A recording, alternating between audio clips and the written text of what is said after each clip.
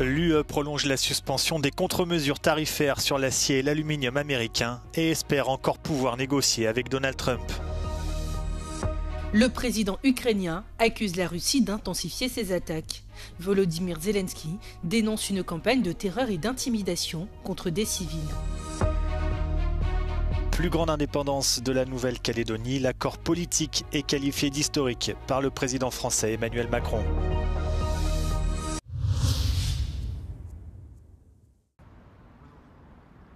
L'Union européenne prolonge la suspension des contre-mesures tarifaires sur l'acier et l'aluminium américain. L'annonce a été faite dimanche par Ursula von der Leyen au lendemain de la décision de Donald Trump d'imposer 30% de droits de douane sur les produits européens importés aux États-Unis à partir du 1er août. La présidente de la Commission européenne espère encore pouvoir négocier avec le président américain. We have always been very clear that we prefer a negotiated solution. This remains the case, and we will use the time that we have now till the 1st of August. And on the second track, since the very beginning, we have worked and now are ready to respond with countermeasures. We've prepared for this, and we can respond with countermeasures if necessary.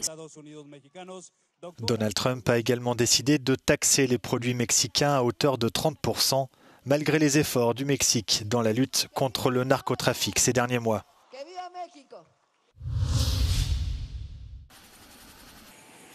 Il dénonce une campagne de terreur et d'intimidation.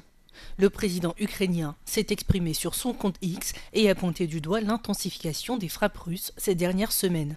Volodymyr Zelensky indique qu'au cours des 7 derniers jours, le Kremlin a lancé plus de 1800 drones et 1200 bombes aériennes guidées visant principalement des infrastructures civiles. Le dirigeant ukrainien a également ajouté que Moscou avait tiré plus de 80 missiles de différents types, y compris des missiles balistiques. Volodymyr Zelensky insiste toutefois sur les bons résultats obtenus par la défense aérienne. Côté russe, le ministère de la Défense annonce ce dimanche la prise du village de Myrne dans l'oblast de Donetsk après une offensive. Le Kremlin affirme avoir le contrôle d'un peu plus des 2/3 de la région de Donetsk, y compris la ville elle-même. Une affirmation à laquelle l'Ukraine n'a pas encore répondu.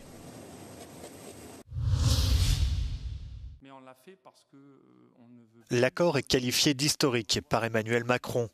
Représentants de l'État français et des différentes composantes politiques de Nouvelle-Calédonie ont signé un accord pour une plus grande indépendance du territoire du Pacifique.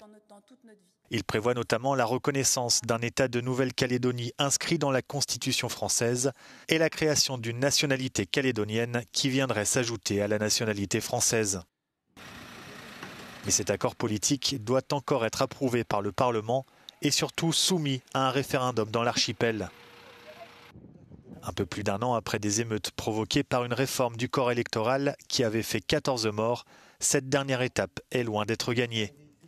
Indépendantistes et non-indépendantistes ont dû faire des concessions pour trouver un accord et doivent désormais convaincre leurs partisans.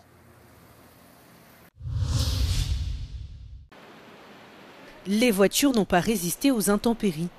La tempête a frappé le nord-est de l'Espagne ce samedi. 2 personnes disparues, emportées par les eaux, sont toujours recherchées en Catalogne. À Barcelone, 10 cm de pluie sont tombés en quelques heures. Le trafic ferroviaire et aérien a été restreint et un vol à destination des États-Unis a dû faire demi-tour, le nez de l'appareil ayant été endommagé par la grêle. Pendant ce temps, dans le nord de l'Aragon, les opérations de déblaiement ont déjà commencé. Partout, les pompiers abattent des arbres tombés à la tronçonneuse et utilisent des pompes pour tenter de rendre les routes inondées à nouveau praticables. Se nos ha inundado la bodega y aquí el garaje un poquito.